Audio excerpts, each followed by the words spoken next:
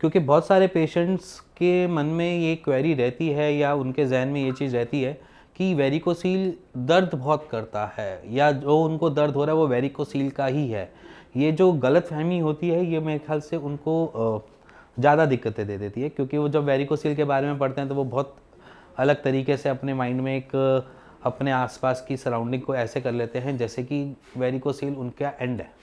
क्योंकि बहुत सारे पेशेंट जो आते हैं वो हमको यही कहते हैं कि दर्द बहुत पूरे सुबह से शाम तक हो रहा है, कुछ हो नहीं रहा या बहुत ट्रबल हो रही है। जो वेरिकोसील का पेन होता है वो आपको वीक में कुछ टाइम पीरियड में होगा, मतलब ऐसा नहीं होगा कि आपको परमानेंट ही बना रहेगा। मान लीजिए अगर वेरिकोसील का पेन हो रहा है तो आपको 2 घंटे का होगा, 2 घंटे के बाद आपको रिलीफ मिल जाएगा। जैसे आज की डेट में बात करूं, आज मंडे है, जैसे मंडे को पेन हुआ तो ये ज़रूरी नहीं है कि आपको रोज़ ही पेन होगा। उसकी फ्रीक्वेंसी ऐसे रहेगी कि आज हुआ तो क्या पता वेडनेसडे को, क्या पता थर्सडे को, बट 1 घंटा या 2 घंटा या मैक्स से मैक्स 3 घंटे रहेगा। इससे ज़्यादा पेन नहीं रहेगा, वो अपने आप ही रिलीफ हो जाएगा, उसके बाद आपको कोई दिक्कत नहीं आएगी। बट यहाँ पर पेशेंट क्या सोचता है कि एक पेन जो उनको बड़े टाइम से बना हुआ है वो वेरिकोसील का पेन है, बट ऐसा नहीं होता। वेरिकोसील का पेन लंबा टाइम नहीं बना रहेगा, वो एपिडेमाइटिस हो सकता है आपका, आपकी जो पीछे टेस्टिकल्स के पीछे जो एपिडेमल लेयर है वो सूजन हो सकती है, उसमें बल्कीनेस आ सकती है जिसकी वजह से आपको पेन बना हुआ हो। ठीक है, अब एक चीज़ और आ जाती है कि सिस्ट की वजह से पेन है, बट सिस्ट की वजह से पेन नहीं होता। बहुत रेयर पेशेंट्स होते हैं जिनको सिस्ट की वजह से पेन होगा।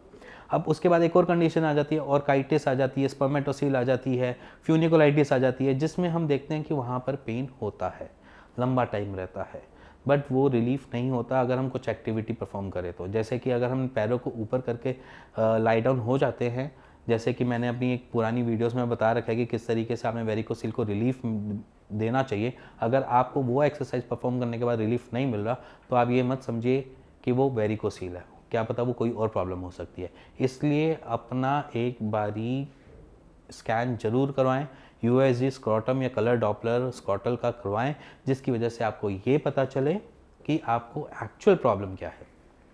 क्योंकि बहुत लोग मिथ्स में ही रहते हैं कि वेरिकोसील का पेन है, वेरिकोसील का पेन है, वेरिकोसील का पेन है।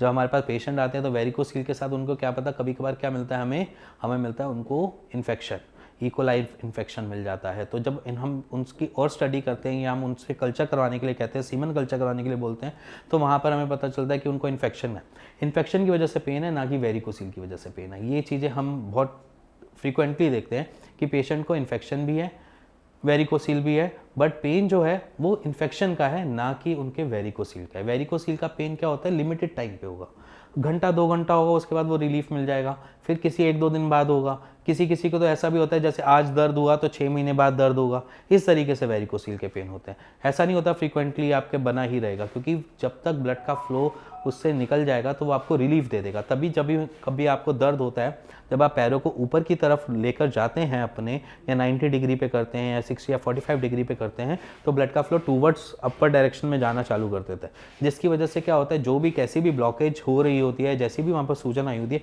वो एकदम से रिलीफ दे देता है, क्योंकि ब्लड का सर्कुलेशन ऊपर की तरफ गया, जिसकी वजह से आपको रिलीफ मिल जाएगा। ये एक बेसिक फंडा है। अब वेरिकोसील बेसिकली दर्द को आप इसी तरीके से ही आराम दे सकते हैं जो मैं आपको एक्सरसाइज बता रखी है।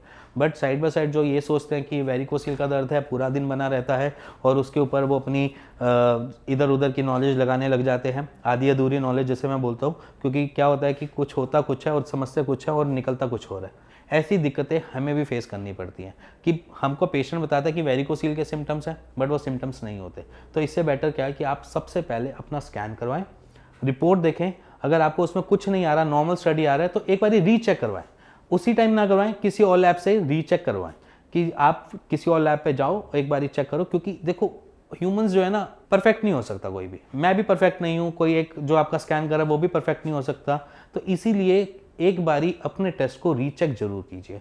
अगर वेरिकोसील आपको लग रहा है बट वेरिकोसील नहीं है, आपकी नॉर्मल स्टडी आ रही है, तो एक बारी फिर से स्कैन करवा लीजिए, कोई इशू नहीं, इसमें आपको तो कोई दिक्कत ही नहीं है। एक स्कैन से आपको ये तो पता चल जाएगा एक्चुअल दिक्कत हो क्या रही है, कहीं लेट एजेस पे जाकर आपको और ज़्यादा दिक्कतें फेस करनी पड़ जाए और कोई ट्रबल्स के साथ आपको जीना पड़ जाए। तो उससे बेटर है कि आज भी अभी भी आप अपने स्कैन को रीचेक कर सकते हैं, किसी और लैब पे जाकर लैब चेंज कर अपना स्कैन करवा सकते हैं, जिससे आपको ईजी हो अपने बारे में भी समझने के लिए और अपनी बीमारी के बारे में भी समझने के लिए।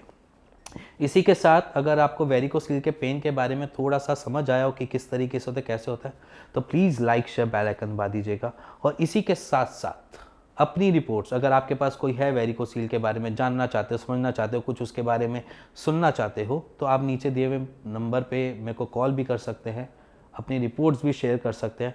इसी के साथ साथ अपने आप को वेरिकोसील फ्री भी कर सकते हैं। इसी के साथ मिलेंगे नेक्स्ट वीडियो में किसी और नए टॉपिक के साथ। तब तक के लिए bye, tata, see you in next video.